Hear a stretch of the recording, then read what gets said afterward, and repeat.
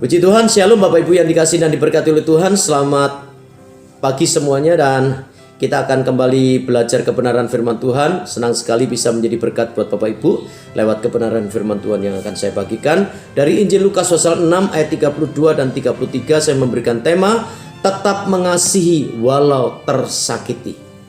Demikian bunyi firman Tuhan. Dan jikalau kamu mengasihi orang yang mengasihi kamu, apakah jasamu? Karena orang-orang berdosa pun mengasihi juga orang-orang yang mengasihi mereka.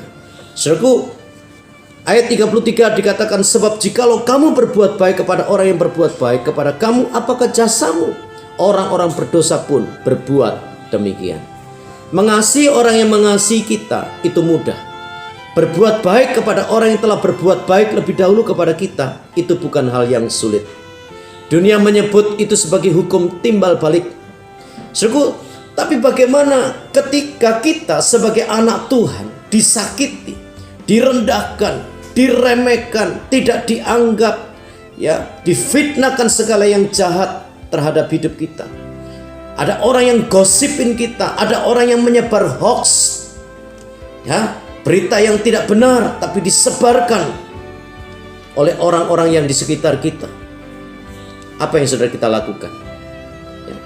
Mengampuni, teorinya, idealnya begitu, dan ini yang diajarkan oleh Yesus. Tapi tidak mudah, saudara. Ketika seseorang disakiti, ketika seseorang mulai direndahkan, ketika seseorang sudah mulai diremehkan, pasti akan ada dorongan yang begitu kuat dalam hati ini untuk membalas. Minimal kita akan melakukan hal yang serupa dengan orang yang sudah melakukan kejahatan terhadap saudara dan saya. Bahkan lebih lagi, kita akan membalas dia lebih hebat lagi.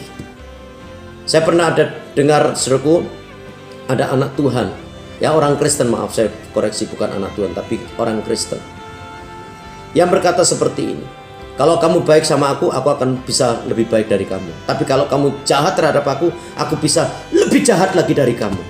Nah, ini bukan karakter Yesus. Karakter Yesus bukan lebih jahat, tetapi lebih baik. Amin, saudaraku. Puji Tuhan. Mari kita akan melihat, saudaraku, kebenaran firman Tuhan tadi. Jadi kalau kita mengasihi orang yang mengasihi kita, apa lebih kita? Apa jasa kita?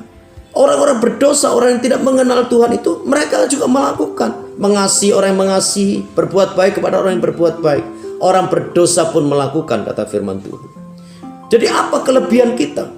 Apa yang membedakan saudara dengan orang fasik? Apa yang membedakan kita sebagai anak Tuhan dengan orang-orang dunia yang tidak mengenal kebenaran?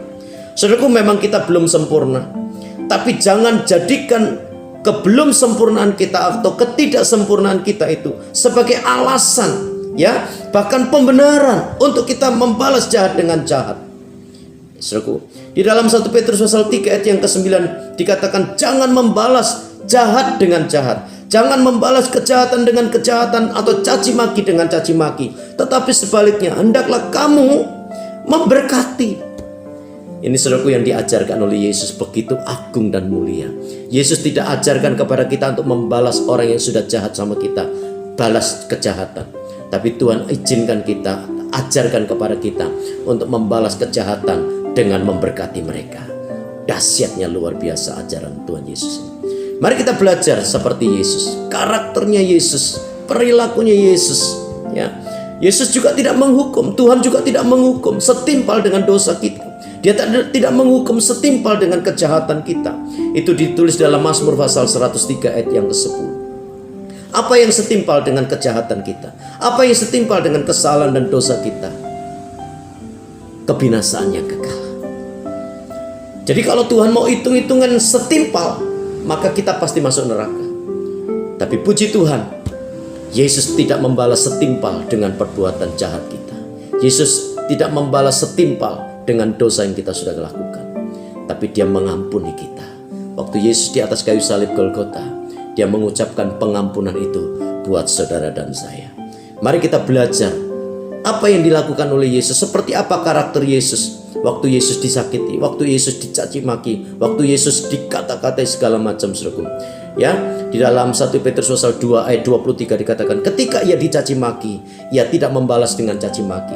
Ketika ia menderita, ia tidak mengancam.